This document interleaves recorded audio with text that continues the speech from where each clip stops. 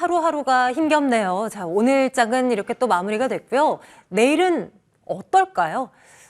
내일을 위한 준비해 보도록 하겠습니다. 매일매일 이분과 함께 시장 이야기 나눠보고 있는데요. 오늘도 김태수 금융작가 화상으로 연결하겠습니다. 작가님 안녕하세요.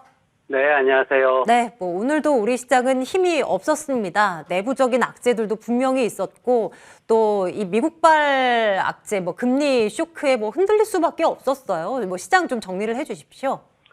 네, 저는 오전에 아침에 잠깐 보면서 시장이 올라오는가 좀 잘 버티는가 했습니다. 그런데 외국인 창구에서 삼성전자 매도 물량들 나온다는 소식이 전해지면서 지수가 다시 미끄러지는 그런 모습을 봤습니다.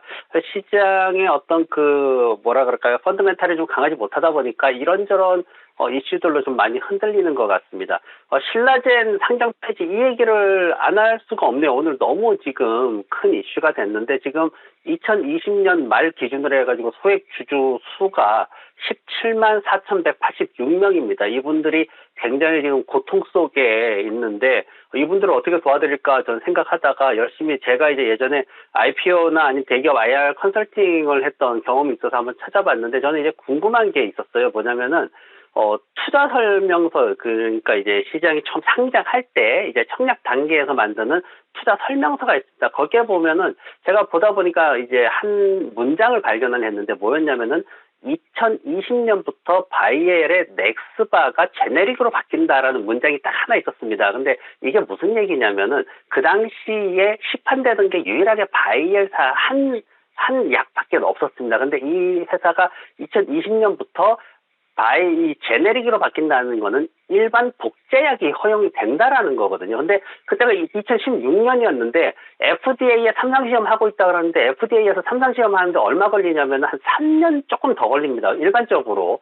그러면은 2020년도쯤 돼야지 이제 제품이 그동안 공장 갖추고 시판돼 가지고 이제 판매가 된다라는 얘기인데, 그럼 2020년도에 이 제품이 판매가 됐을 때 제네릭으로 기존에 판매되던 유일한 약이 제네릭으로 바뀌면서 가격이 뚝 떨어지는데, 그런데 그렇다면 이 회사에 대해서 뭔가 수익 분석을 좀 정확히 해줬어야 되는데 그런 내용이 없더라고요. 그래서 이 회사에 대해서 어떤 시가 한 15만 원까지 가격이 올라갔잖아요. 그래서 이런 부분들이 많이 좀 아쉽다라는 생각을 했습니다. 투자자분들이 이런 내용들, 이런 리스크에 대해서 좀 정확히 알았더라면은 이렇게까지 큰 피해는 오지 않아도 되지 않았나, 이런 생각을 좀 해봤습니다. 그래서 어쨌든 이 문제들이 좀 피해가 없게 잘 해결이 되면 좋을 것 같습니다. 그리고 이제 시장에서 보면은 우리가 생각해야 되는 부분이 이제 환율과 이제 비용 상승에 대한 부분을 좀 생각을 해야 됩니다. 지금 유가 같은 경우에는 이라크에서 터키로 연결되는 이제 파이프라인이 폭발을 했죠. 이미 관리 회사에서도 원인은 모르겠다 지금 이렇게 하고 있고, 그리고 이제 산유국들이 좀 가동을 좀 중단한 그런 상태입니다. 그러다 보니까 유가가 골드만삭스 같은 경우에는 유가가 3분기에 $100를 넘길 거다 이렇게 지금 예측을 하고 있습니다. 그래서 지금 현재 한국 기업들은 이게 되게 좀 예민한 부분이에요. 뭐냐면 환율이 많이 올랐단 말이에요. 그럼 환율에 대해서 이제 수혜를 받는 기업들이 많습니다. 근데 유가가 오르고 금리가 상승하면서 여기에 대한 어떤 손해를 좀 따져봐야 되는 시기가 됐어요. 굉장히 열심히 따져야 됩니다. 특히 자동차 부품 쪽에서는 수출도 많이 하죠. 근데 부채도 많아요. 자동차 회사들은 이제 공장도 많이 짓고 하기 때문에. 근데 매출 전망이 좋아도 순이익 측면에서 이자라든가 이런 것들이 앞으로 금리 올라가면서 굉장히 높아지는 그런 부담을 가지고 있습니다. 그래서 환율 수혜 쪽에서만 보지 말고 이제는 다른 비용들 증가하는 부분들도 우리가 특히 자동차 부품이라든가 다른 산업 분야에서 철저하게 따져봐야 되는 시기가 왔다라는 거고요. 또 하나는 이제 마이크로소프트가 합병을 했습니다. 이제 게임에서 합병해가지고 이제 엄청나게 지금 한국에서 오늘 워낙 이제 심리가 굳어있다 보니까 이런 얘기 많이 나오는지 모르겠는데, 기관들에서는 게임 분야가 메타버스 분야가 좋을 것이다 이런 얘기를 했어요. 근데 우리가 좀 다르게 생각을 하셔야 돼요. 왜냐면은 지난밤에 소니가 어떻게 됐냐면은 소니가 마이너스 10%나 하락했습니다. 왜? 마이크로소프트가 게임 회사 인수하면서 업계 매출 기준으로 3위 회사가 된다고 했어요. 그러면 누구나 생각을 하면은 마이크로소프트의 유통망을 통해 가지고 게임이 보급되면 더 많은 시장을 소니라든가 이런 회사들은 뺏길 수밖에 없어요. 한국 시장은 어떨까요? 한국에 있는 다른 게임 회사들은 안전할까요? 과연 마이크로소프트에서 벗어날 수 있을까요? 한국 게임 회사도 굉장히 글로벌적으로 유명한 회사들입니다. 거기에 피해를 받지 않을 거다라고 자신할 수 있을까요? 여러분들은 오늘 마이크로소프트 합병 소식에 대해 가지고 이 부분을 좀 더 신중하게 따져봐야 될 겁니다. 그래서 이런 것들 제가 한번 생각해 봤습니다. 네. 이제 종목 이야기를 좀 들어봐야 되는데요. 뭐가 좋아질 것 같다라는 뭐 그런 이야기들이 전혀 나오지를 않는 시장이라 뭐 종목을 보더라도 뭘 봐야 될지 모르겠습니다. 어떤 기준에서 유망주로 꼽으셨는지 궁금해요. 네, 시장에서 지금 제가 선정하는 기준들 보면은 제가 네. 이제 그 현금 얘기 많이 할 거예요. 현금이 얼마만큼 있느냐. 그리고 순이익이나 매출은 무조건 상승 국면에 있어야 되는, 전년도 네. 2021년도 순이익이나 매출은 무조건 상승 국면에 있어야 됩니다. 그래서 그래야지 그런 기업들을 가지고 어려울 때 잘 긁어 모아가지고 이 시장을 대비할 수가 있거든요. 그래서 오늘 가지고 온 거는 이제 해성 DS라는 기업입니다. 반도체 부품 쪽에서 패키지판하고 리드프레임 생산하는 업체인데요. 이 회사가 이제 리드프레임 쪽이 한 69%, 패키지판이 한 30% 정도로 이루어져 있습니다. 이 회사가 이제 또 하나 기대되는 게 뭐냐면은 조금 전에 이제 환율 얘기해드렸는데, 제가 이제 그 환율 추이하고 이제 수익에 대한 도표를 하나 가져와 봤습니다. 이게 하나금융투자에서 나온 자료인데 보면은 환율이 올라갈 때 굉장히 수혜를 받는 그런 회사인 걸 알 수 있습니다. 2016년도, 2017년도 해가지고 미국의 금리 인상 초반에 환율도 같이 상승했기 때문에 앞으로 환율은 계속해서 좀 높은 수준을 유지할 거다라는 게 일반적인 시각이거든요. 그렇기 때문에 환율에 대해서 좀 수혜를 많이 받을 수 있다라는 거고요. 그리고 또 하나는 지금 실적, 제가 이제 손익계산서를 가져와 봤습니다. 손익계산서 보시면은 매출액이 지금 현재 2019년부터 계속해서 상승하고 앞으로도 상승할 것으로 그렇게 전망이 되어 있습니다. 2023년도에 8,550억까지 올라갈 것으로 그렇게 예상이 되고 있는데, 지금 보면 지난 4분기 매출액 같은 경우에도 매출액이나 영업이익이 지금 굉장히 크게 상승했습니다. 매출이 한 65%나 상승하고 그랬는데, 이런 것들을 통해 봤을 때 지금 현재 보면은 시장에서 순이익이 앞으로도 계속해서 올라가는데 환율 덕도 더 볼 것이다. 그리고 이런 것들이 회사 방침의 어떤 제품 판매에 있어서 정책적으로 고부가 가치 판매 이런 것들이 잘 적용이 됐다라고 보여집니다. 그래서 이 회사에 대해 가지고 시장에서 우리가 확인하게 되면은 어떤 그 제품의 어떤 그 차트를 봤을 때 앞으로 시장의 어떤 성장성이 목표가를 한 8만 원까지 우리가 볼 수도 있겠다. 이게 이제 시장의 어떤 기관들의 그 목표가를 설정한 거고요. 그리고 이거에 있어 가지고 손절매가는 52,500원 정도로 두고 매매를 하시면 좋을 것 같습니다. 해성 DS 점검했습니다. 목표가, 손절가 화면 통해서 우리 시청자분들은 한 번 더 확인을 하시죠. 자, 작가님, 오늘 밤 이제 미국 시장에서는 어떤 이슈가 있을까? 이것도 궁금해요. 뭐 간밤에는 이제 국채금리 그렇게 또 막 급등하면서 뭐 움찔하게 만들고요. 실적도 예상치보다 좀 못 나오면 주가 그냥 밀려버립니다. 오늘 밤에 어떤 일정이 있습니까? 네, 지난밤에는 채권도 안 좋았고, 채권 금리가 안 좋았죠. 금리도 또 사실 월가에서 지금 굉장히 좀, 금리 인상하는 거에 있어가지고 굉장히 매파져질 것이다. 이렇게 지금 예측을 하고 있어요. 그리고, 골드만삭스 실적 발표했는데 이게 또 부진했습니다. 그러다 보니까 시장이 급락하는 모습을 보이고, 골드만삭스 마이너스 7%나 하락했습니다.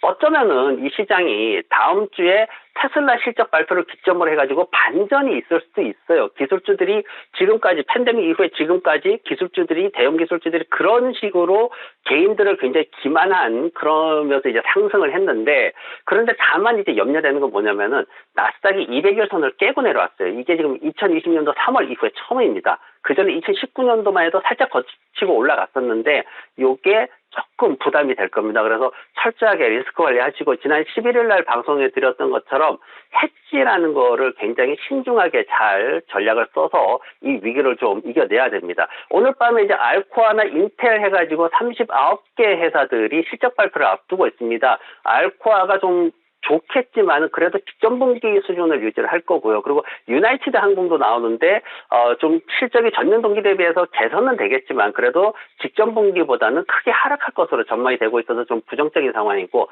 프록터앤갬블이나 인텔, 모건스탠리, 뱅크 오브 아메리카도 실적 발표를 앞두고 있습니다. 이 중에 이제 인텔이 사실 좀 중요한데, 인텔이 주당 순이익이 전년 동기에 $1.52에서 90센트 수준으로 좀 크게 하락할 것으로 전망이 되고 있어가지고 기술주들이 조금 좀 암울한 그런 상황으로 계속 이어지고 있습니다. 경제지표 관련해서는 리테일 소매 판매가 지난주에 좀 많이 하락을 했어요. 14%대로 이제 하락을 했는데 지난 어떤 시기보다도 높은 수준이긴 합니다. 하지만 추세를 꺾어가는 거다라고 이렇게 해석이 되게 되어버리면은 지금 현재 어떤 소매 판매가 지난번에 하락을 했기 때문에 소비에 대해서 조금 우려하는 그런 어떤 투자 불안 심리들이 확대될 수 있다라는 것을 좀 알아야 되고요. 또 하나는 이제 시장에서 모기지 이자가 급등세를 보이고 있습니다. 지금 굉장히 모기지 이자 빠르게 올라가고 있어요. 도표 보시더라도 굉장히 빠르게 올라가고 있거든요. 그래서 모기지 이자가 올라가면은 시장 금리가 연준의 기준금리를 끌어올리는 역할을 합니다. 그러다 보니까 월가에서는 이게 엄청나게 매파적으로 지금 해석을 하게 되는 거고요. 그래서 이런 부분들을 우리가 좀 관심 있게 지켜봐야 될 것 같습니다. 네, 이제 미국 주식 시장에서 우리가 눈여겨볼 만한 종목 검색 들어가겠습니다. 어떤 종목 주시겠어요? 네, 오늘은 제가 가져온 종목이 이제 사이버 보안 쪽에 있는 그런 회사입니다. 이제 사이버 보안 쪽에 팀뷰어라는 회사인데요. 이 네. 팀뷰어가 지금 보면은 뭐라 그럴까요? 굉장히 검색이 아마 안 되실 수도 있습니다. 왜 그러냐면 팀뷰어가 이제 장외 주식, 일종의 장외 주식인데 이제 외국 증권 계좌로는 정상적으로 이제 거래가 됩니다. 어떤 식이냐면은 코넥스 시장이라고 생각을 하시면 됩니다. 한국으로 비교를 하면요. 이 회사가 사이버 보안 회사인데 랩탑이라든가 휴대폰부터 해가지고 산업 기계라든가 여러 가지 제품들을 원격으로 이렇게 제어할 수 있고 그런 기술을 가지고 최근에 독일 쪽에서 이제 CMA 승인을 받았습니다. 이게 뭐냐면은 한국에는 4개 회사밖에는 이 승인을 받지 못했어요. 사이버 이제 보안 관련해 가지고 기술력을 굉장히 글로벌하게 인정을 받았다. 그리고 앞으로 유럽 시장도 더 확대해 가지고 시장에서 좀 성장할 수 있는 기회가 된다. 이렇게 생각을 하시면 되는데 이 회사가 지금 현재 어떤 회사의 뭐라 그럴까요? 재무제표라든가 이런 것들을 봤을 때 어떤 상황이냐면은 순현금 보유액이 2억 달러 나타납니다. 지금 보면 굉장히 안정된 재무 구조를 가지고 있고 부채가 좀 많긴 하지만 현금이 훨씬 많기 때문에 이런 상황이 되고요. 매출액의 40%나 현금에 지금 현금으로 회사에 유보되어 있는 그런 상황입니다. 그래서 2021년도 코로나 영향으로 순이익이 조금 비용이 증가하면서 순이익이 하락하긴 했지만은 그래도 시장에서는 이런 것들을 이제 앞으로 2022년도에 가지고 매출 증가세를 극복할 거다라고 보고 있고요. 그래서 목표가를 14불 정도로 잡고 있고 손절매가는 6불 50센트 정도로 잡아서 매매하면 좋을 것 같습니다. 네, 팀뷰어를 눈여겨보시죠. 오늘도 김태수 금융작가와 함께 이야기 나눴습니다. 오늘 말씀 고맙습니다. 네, 고맙습니다. 자, 빨간맛 2부 이제 인사드릴 시간입니다. 지금 들어오는 속보 한 가지 전해드릴까요? 잠시 뒤 4시에 마감이 되는 LG에너지솔루션 청약 증거금이 이제 100조 원을 돌파했다. 그러면서 새로운 기록을 쓰고 있다라는 소식이 현재 속보를 통해서 또 전해지고 있습니다. 자, 계속해서 이어지는 프로그램도 여러분들 많은 시청 부탁드립니다. 빨간맛 2부는 내일도 같은 시간에 돌아오겠습니다. 시청해주신 여러분 고맙습니다.